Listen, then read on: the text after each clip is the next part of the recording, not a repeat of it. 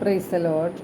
സ്നേഹമുള്ളവരെ, സങ്കീർത്തനം 145:18 സങ്കീർത്തകൻ പറയുന്നു, തന്നെ വിളിച്ചപേക്ഷിക്കുന്നവർക്ക്, ഹൃദയ പരമാർത്ഥതയോടെ വിളിച്ചപേക്ഷിക്കുന്നവർക്ക് കർത്താവ് സമീപസ്ഥനാണ്. നമ്മുടെ ജീവിതത്തിൽ നിരവധി പ്രശ്നങ്ങളും പ്രതിസന്ധികളും വേദനകളും ഒക്കെ ഉണ്ടാകാറുണ്ട്.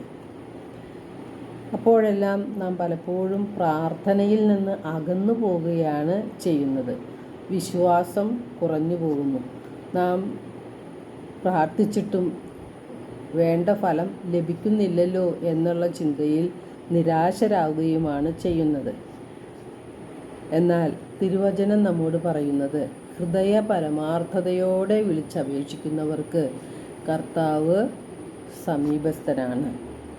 അപ്പോൾ പ്രാർത്ഥനയിൽ നാം സ്ഥിരതയുള്ളവരായി നിൽക്കണം. ദൈവം അറിയാതെയും ദൈവം അനുവദിക്കാതെയും നമ്മുടെ ജീവിതത്തിൽ യാതൊന്നും തന്നെ സംഭവിക്കുന്നില്ല. സംഭവിക്കുന്നതെല്ലാം നമ്മുടെ നന്മയ്ക്കായി ദൈവം മാറ്റുകയും ചെയ്യും. അതാണ് റോമ 8:28 തിരുവചനം പറയുന്നത്, ദൈവത്തെ സ്നേഹിക്കുന്നവർക്ക്, അവിടുത്തെ പദ്ധതി അനുസരിച്ച് വിളിക്കപ്പെട്ടവർക്ക് അവിടുന്ന് സകലവും നന്മയ്ക്കായി പരിണമിപ്പിക്കുന്നു.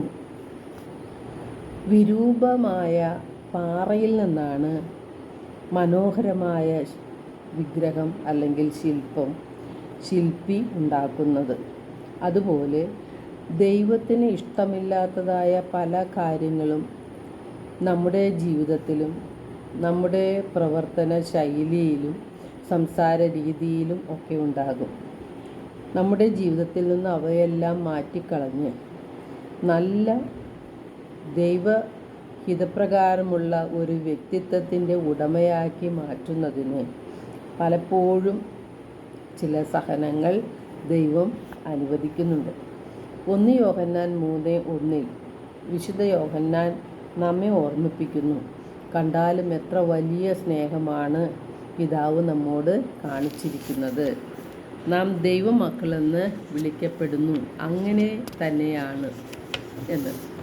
ദൈവമക്കളായ നാം ദൈവത്തെ വിളിക്കുമ്പോൾ നമ്മുടെ സമീപത്തേക്ക് ഓടി വരുന്ന ദൈവമാണ് നമ്മുടെ ദൈവം.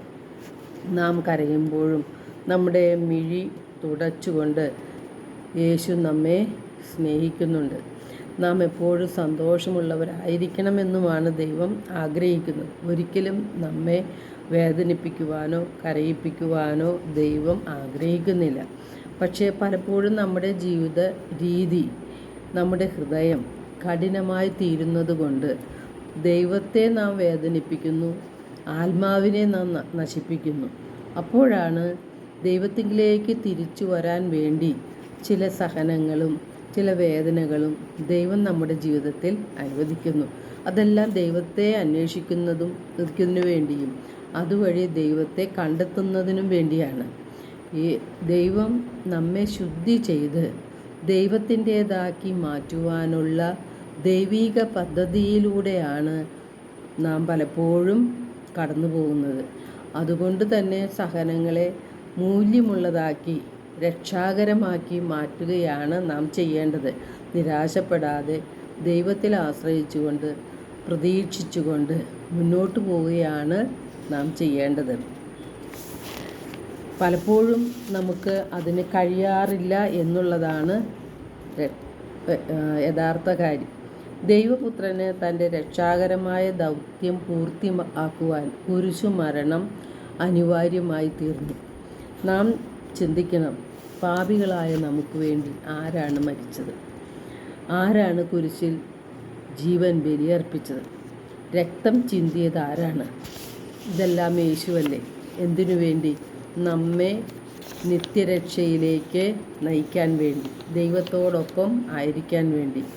നമ്മെ വിശുദ്ധിയിൽ ജീവിച്ചാൽ മാത്രമേ, അല്ലെങ്കിൽ വിശുദ്ധി നമുക്കുണ്ടായാൽ മാത്രമേ ദൈവത്തോടൊപ്പം ആയിരിക്കുവാൻ നമുക്ക് സാധിക്കുകയുള്ളൂ.